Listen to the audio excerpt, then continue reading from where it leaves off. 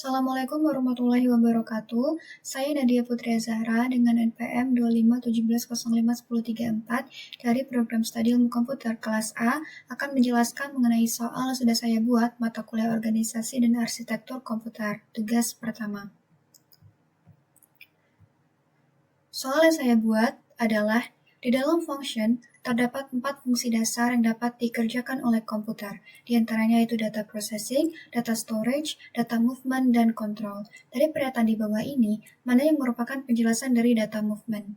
Soal ini saya ambil dari buku Computer Organization and Architecture by William Stallings. Saya mengambil soal tersebut di halaman ke-28 mengenai function. Sebelum kita dapat menjawab soal yang ada, lebih baik kita tahu dulu apa itu data processing, data storage, data movement, dan control. Data processing sendiri, di mana komputer itu mengolah data yang bentuknya bermacam-macam agar dapat digunakan. Lalu data storage, di mana komputer ini menyimpan data yang akan digunakan gitu, yang dapat digunakan kembali. Dan ada dua tipe, yang pertama penyimpanan data jangka pendek, lalu yang kedua penyimpanan data jangka panjang. Lalu yang selanjutnya itu ada data movement. Data movement ini mencakup proses input-output dan communication dan data communication. Lalu selanjutnya control. Control ini berfungsi untuk memastikan bahwa semua proses ini berjalan dengan lancar dan semestinya. Baik, setelah kita mengetahui apa itu data processing, data storage, dan data movement, kita bisa langsung masuk ke soalnya.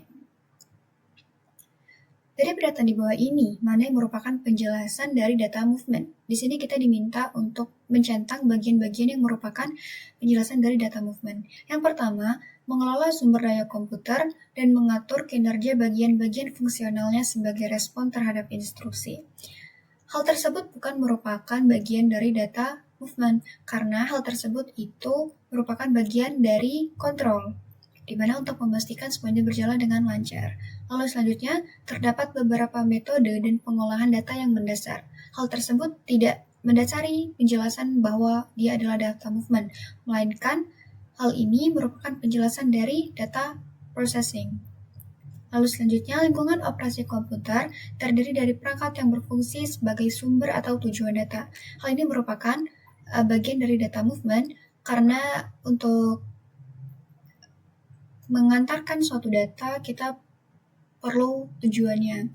Lalu selanjutnya itu proses menerima data atau mengirim data ke perangkat yang terhubung langsung ke komputer yang dikenal dengan proses input-output, dan perangkat tersebut disebut sebagai peripheral. Hal ini merupakan bagian dari data movement karena data movement sendiri berkaitan dengan proses input dan output.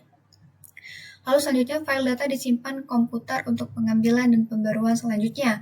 Hal ini tidak termasuk dari penjelasan data movement karena hal ini merupakan bagian dari data storage. Merupakan bagian dari data storage.